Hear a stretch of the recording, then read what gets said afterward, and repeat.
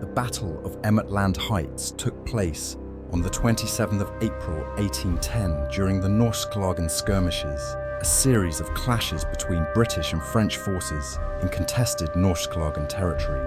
British troops under Field Marshal Benjamin Cholmondeley and General Neil launched a successful assault on the strategically vital heights east of Emmotland village, defended by elite French forces commanded by Maréchal Jean-Baptiste Travis and Generals Adrien. Marked by intense artillery fire and a major cavalry engagement, the battle ended in a decisive British victory, with the French line collapsing after a devastating flank charge and the death of Maréchal Travis in the field.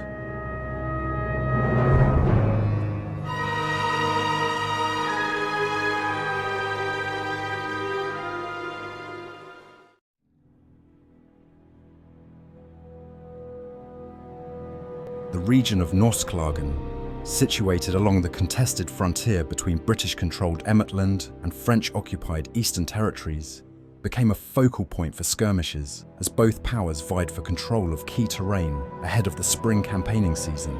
The heights east of Emmotland village were of particular strategic importance, offering a commanding view of the surrounding lowlands and acting as a natural defensive line against incursions from either side. The French, under Maréchal Travis, had occupied the heights in mid-April, reinforcing the position with elements of the Garde Impériale, artillery detachments and mobile cavalry units. Intelligence reports suggested that French forces were preparing to use the position as a springboard for a deeper advance into Emmotland proper. In response, the British High Command dispatched a combined force under Field Marshal Benjamin Cholmondeley and General Neil, composed of seasoned infantry regiments, elite riflemen, cavalry squadrons, and horse artillery. Their objective was to dislodge the French from the heights before they could entrench further or threaten supply lines to the west. Clashes between forward elements began on the 25th of April with small-scale cavalry probes and artillery exchanges. By 27th of April, British forces had assembled in strength and were poised to launch a full-scale assault.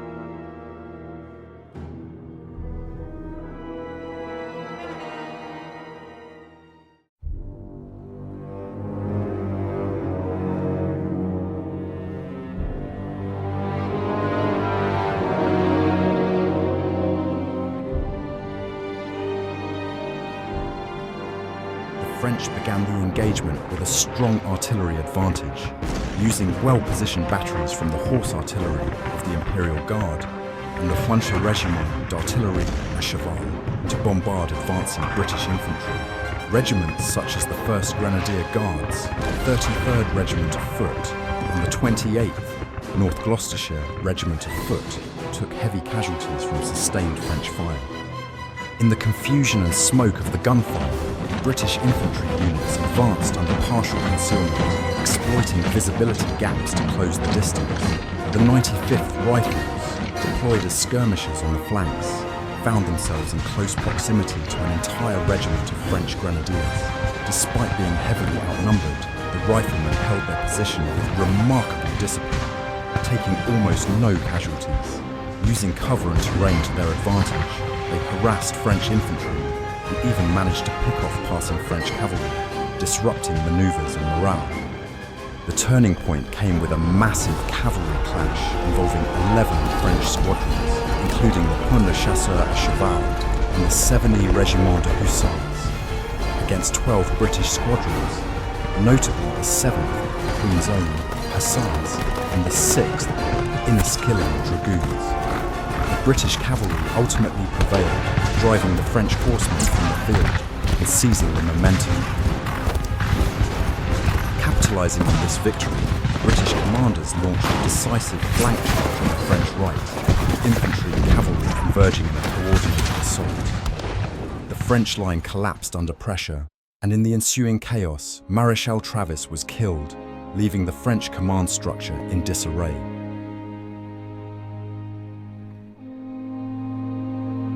The British secured a decisive victory, though they suffered numerous casualties. The battle effectively secured British control over the Emmotland region and forced a French withdrawal from Norrskalagen. Marshal Jean-Baptiste Travis was a distinguished French military commander and one of Napoleon's trusted field marshals during the Revolutionary and Napoleonic Wars. Born in Toulon, Travis began his career as a junior officer in the Royal Army, quickly gaining prominence during the French revolutionary campaigns. His aptitude for battlefield leadership and aggressive maneuver warfare earned him steady promotion through the ranks.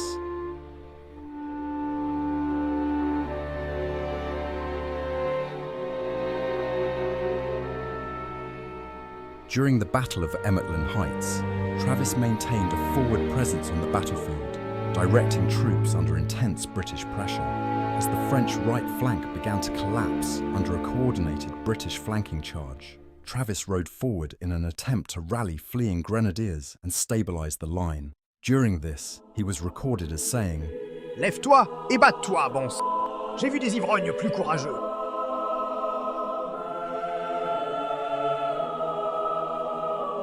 Travis was posthumously honored in Paris, and his name is remembered among the fallen marshals of the empire.